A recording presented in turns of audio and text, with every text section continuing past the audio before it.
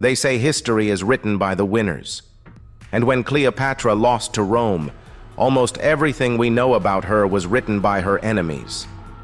They called her a seductress and a temptress who destroyed great men. But is everything we know about Cleopatra nothing more than 2,000-year-old propaganda? The story of Cleopatra has survived for over 2,000 years. But there's a problem. Not a single word about her, written by her own people, has reached us. Every story we know comes from one place: Rome. And Rome was not her friend. Rome was the empire that fought her, defeated her, and desperately needed to remember her as a villain. So when you hear that Cleopatra was a temptress, or that she brought powerful men to their knees, ask yourself, whose voice are you hearing? It isn't Egypt's, it's Rome's. And here's the twist. When we look closer, their version doesn't always hold up. What if the Cleopatra we know is only half the truth? What if there's another queen buried under all that propaganda? A queen who was a brilliant leader, not a lover, a ruler who spoke 7 languages, commanded armies, and fed her starving people. Let's find out who she really was. Cleopatra was born in the year 69 BC, into a dynasty that had ruled Egypt for generations, the Ptolemies. Her family's roots were not Egyptian at all. They came from Greece, descendants of Alexander the Great's general, Ptolemy, who had taken Egypt after his master's death. For almost 300 years, the Ptolemies ruled the Nile, and they guarded their bloodline fiercely to keep power within the family.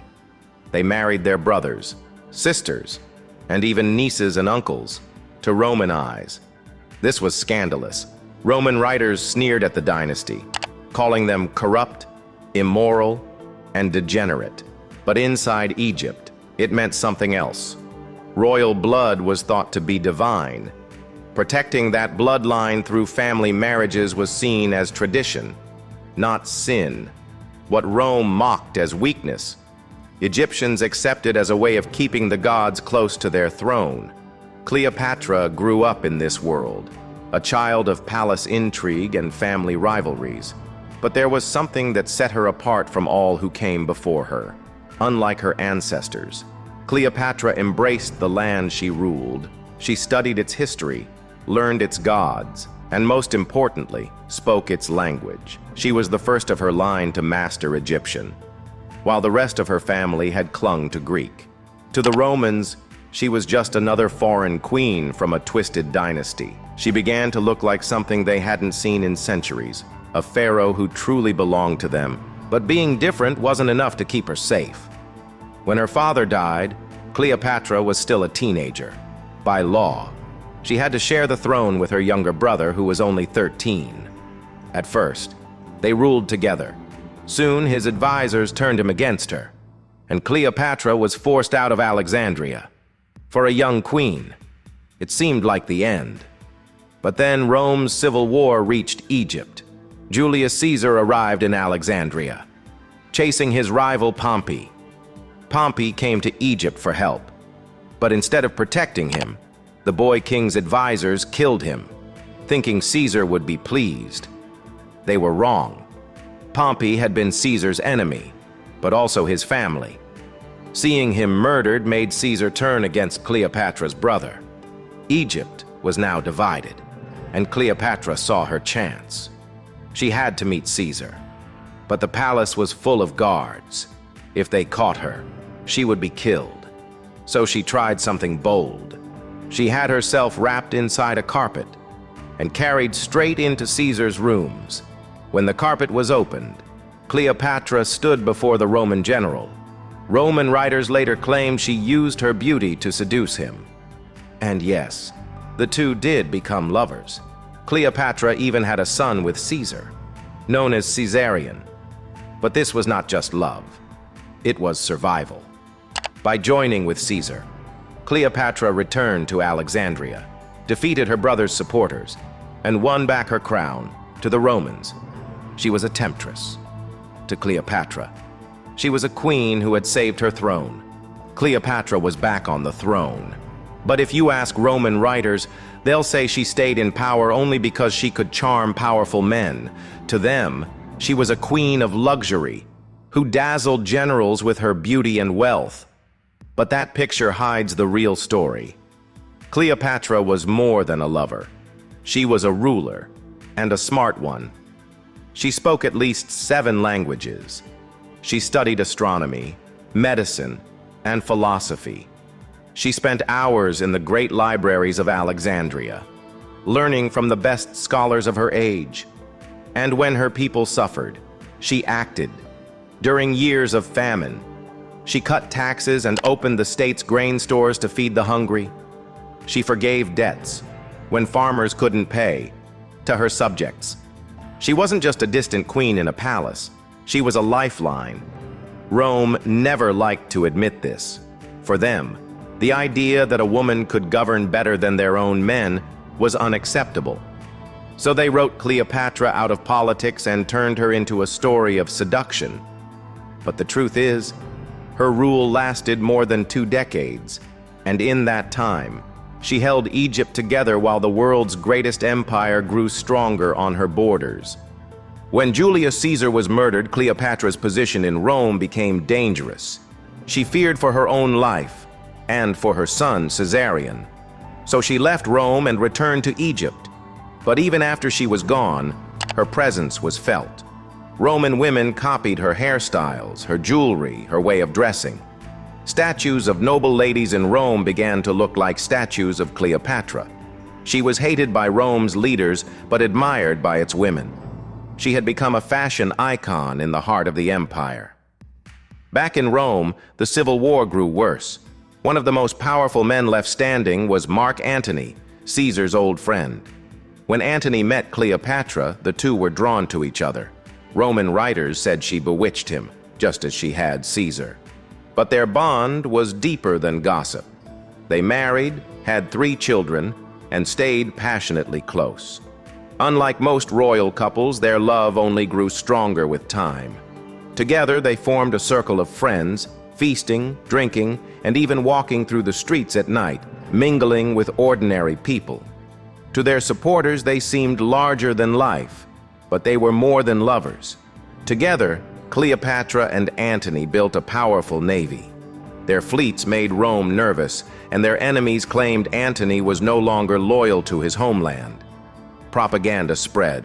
He was Cleopatra's puppet, a traitor serving a foreign queen.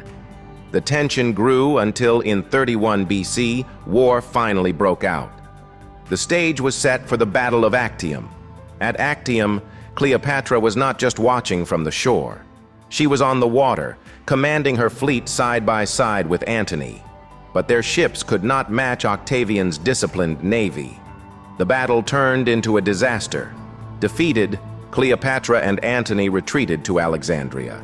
But Octavian's army pursued them, marching straight into the city. He wanted Antony captured alive, paraded through Rome as a traitor. Antony refused that shame. He chose death instead, falling on his own sword. Cleopatra's fate is less clear. Almost all accounts agree she too took her own life, but the details differ. One version says that after the defeat, she hid in a secret refuge and tried to strike a deal with Octavian. It failed. Another story says she spread a rumor of her own death. When Antony heard it, believing the woman he loved was gone, he stabbed himself in despair. When Cleopatra found out, she was crushed with guilt. And then came her own end. Some say she let a snake bite her. Others believe she carried poison hidden in a comb, ready for this very moment. However it happened, one thing is certain. Cleopatra would not be taken to Rome in chains. She died on her own terms. But here's the question. Would a queen as experienced and sharp as Cleopatra really kill herself in a fit of despair? Many historians think not. They believe she knew what awaited her if she lived humiliation in Rome, dragged in chains behind Octavian's chariot. Like many rulers of her time, she may have prepared for this moment, hiding poison in a comb or vial. When the end came, she chose her own escape. Yet, even her death is wrapped in legend. The snake, the poison, the secret hiding place. We cannot be certain. What we do know is that Cleopatra refused to let her enemies write the final scene of her life. And that brings us to something even more important. Everything we know about Cleopatra, her loves, her beauty, her schemes, was written not by Egyptians, but by the Romans who defeated her. Rome was in the middle of civil wars. Octavian and his rivals were fighting for power, and Cleopatra was part of that struggle. But when she lost, history was written by the winners. The Romans had every reason to twist her story. They turned her political alliances into love affairs. They painted her as a temptress, a sorceress, a dangerous foreign queen. It made Octavian look stronger. It made Rome's victory over her look righteous. So was Cleopatra truly what Rome claimed she was? Or was she a victim of one of history's earliest smear campaigns? One thing is certain. The first stories about her came from her enemies, and those stories shaped the Cleopatra we think we know today. So what do we really know about Cleopatra? The beautiful queen who rolled out of a carpet, the lover of Caesar, the enchantress who bewitched Antony, the woman who died from a snake bite. To Rome, she was never a leader, never a ruler who spoke 7 languages, studied science, and fed her people during famine. To them, she was a dangerous foreign woman, a femme fatale who had to be destroyed. But inside Egypt, she was something very different. A queen who finally spoke their language. A pharaoh who tried to keep her kingdom alive in the shadow of Rome. And this is the tragedy. Rome didn't just destroy her empire, they destroyed her image. For 2,000 years, most of the world has seen Cleopatra through the eyes of her enemies. The propaganda worked. Even today, when we hear her name, we think of seduction, beauty, and scandal, not statecraft, strategy, and survival. Cleopatra was not just the last pharaoh of Egypt.